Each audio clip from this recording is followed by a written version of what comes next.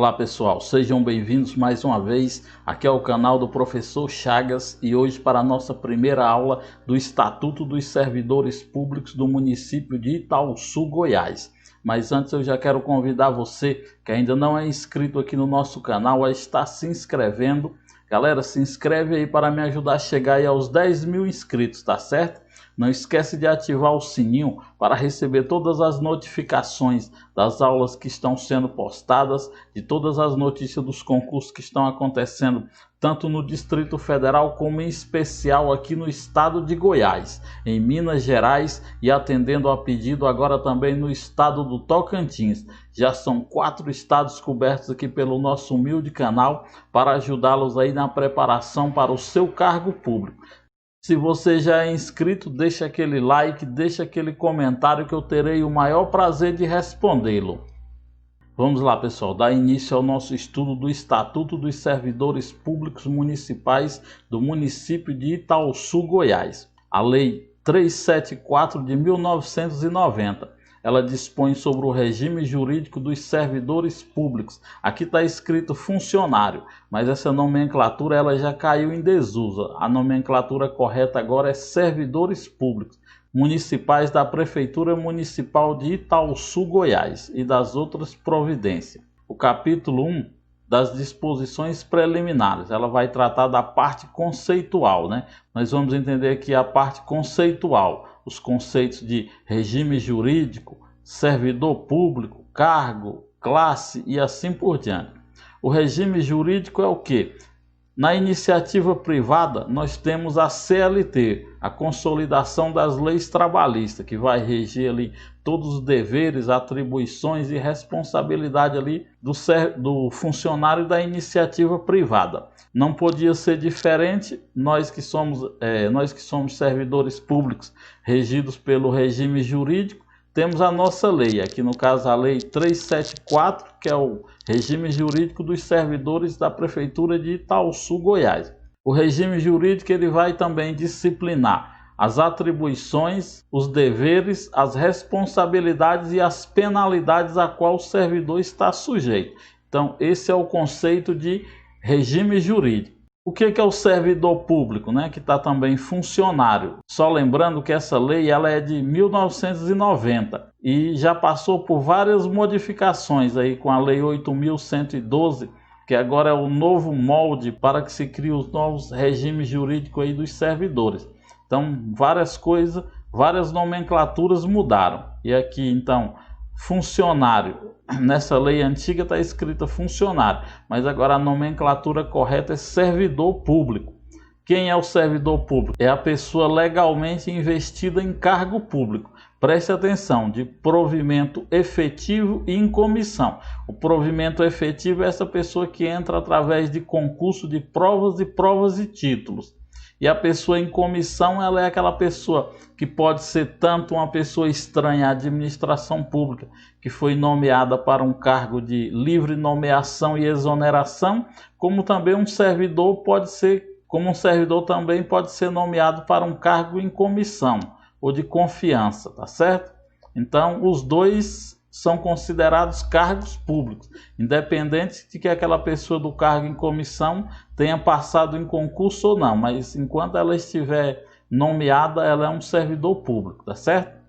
Já o cargo é a designação do conjunto de deveres, atribuições e responsabilidades. O regime jurídico é a lei e o cargo é onde o servidor vai designar essas atribuições, deveres e responsabilidades cometido ao servidor, disposto hierarquicamente e criado por lei. Preste atenção que o cargo ele tem que ser criado por lei, tanto o cargo em comissão como o cargo de provimento efetivo. Ambos são criados por lei, com denominação própria e correspondente vencimento específico. Já a classe é o conjunto de cargos de natureza, funções, dificuldades e responsabilidades assemelhada, expressa por denominação genérica. Existe uma classe a qual está inserido vários cargos ali naquela classe, tem a mesma natureza, ou seja, que tem as atribuições parecidas, as funções e tem as dificuldades e responsabilidades também. O grau de escolaridade ali é parecidos, então eles estão inseridos em uma classe. E nós temos também o grupo ocupacional, que é o conjunto de classes, entendeu? A classe é um conjunto de cargos e o grupo operacional é um conjunto de classes, reunidas segundo a correlação e a afinidade entre as atividades de cada uma, de natureza do trabalho ou a especificação de conhecimentos necessários ao exercício das respectivas atribuições.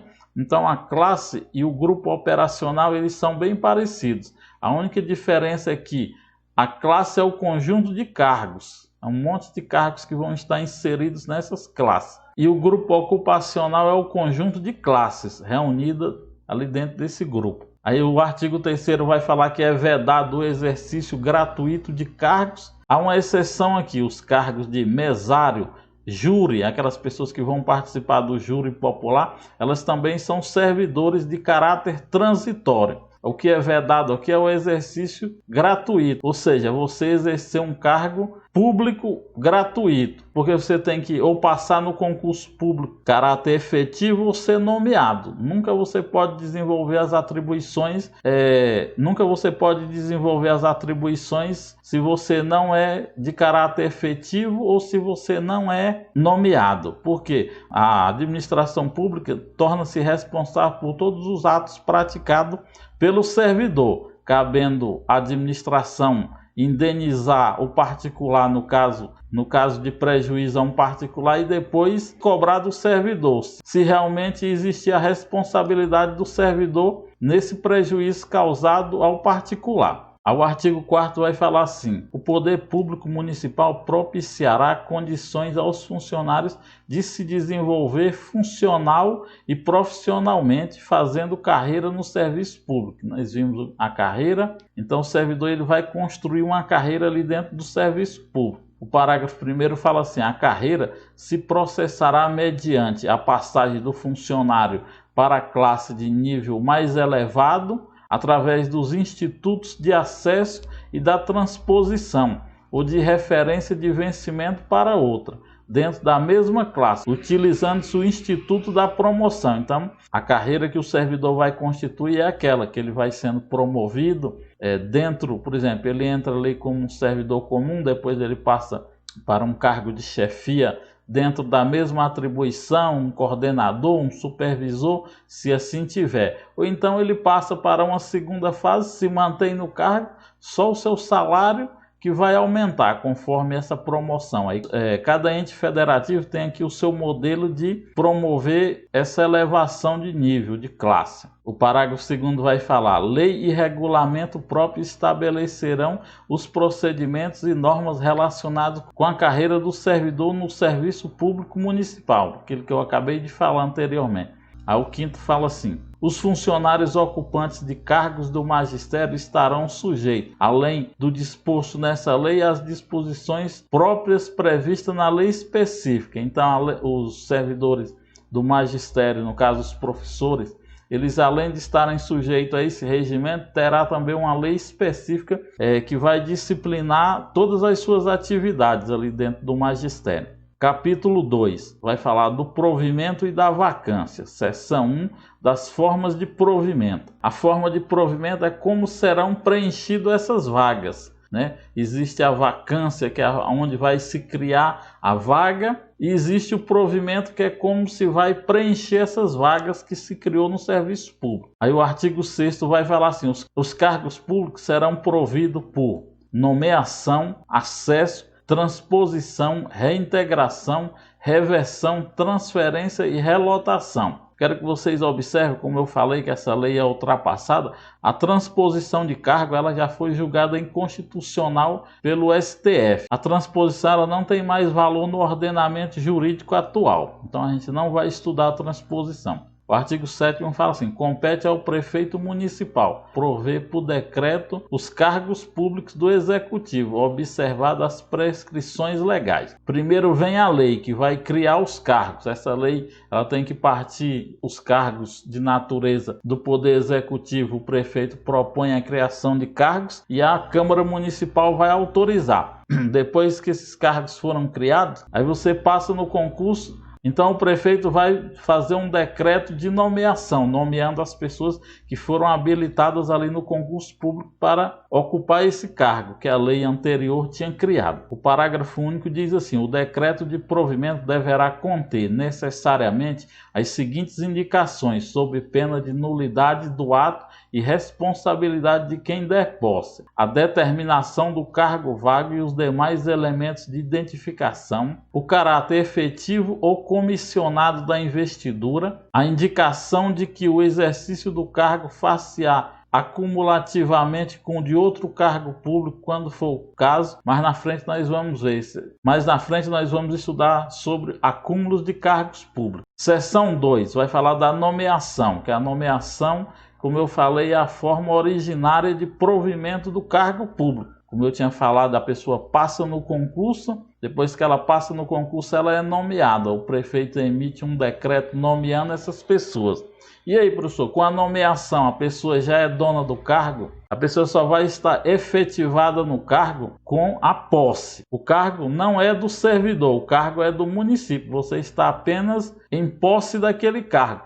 Quando você passar por alguma dessas situações de provimento, ou seja, falecimento, você for promovido para outro cargo, você se aposentar, então esse cargo vaga e outra pessoa vai fazer concurso público e ocupar esse cargo. Então o cargo, eles são em caráter efetivo para os cargos de provimento efetivo, que é aquele através de provas e provas de títulos, e em comissão, como eu tinha falado que ambos, caráter efetivo e em comissão, são considerados servidores públicos e os dois precisam ser nomeados. Um em caráter efetivo e outro pelo prefeito em caráter de nomeação e livre exoneração. Já o inciso 2º vai falar em comissão, mediante livre escolha do prefeito municipal, dentre pessoas que satisfaçam os requisitos legais para a investidura no serviço público, quando se tratar de cargos que assim deva ser provido. Então tem que haver, como eu falei, tem que haver uma lei tanto para criar o cargo efetivo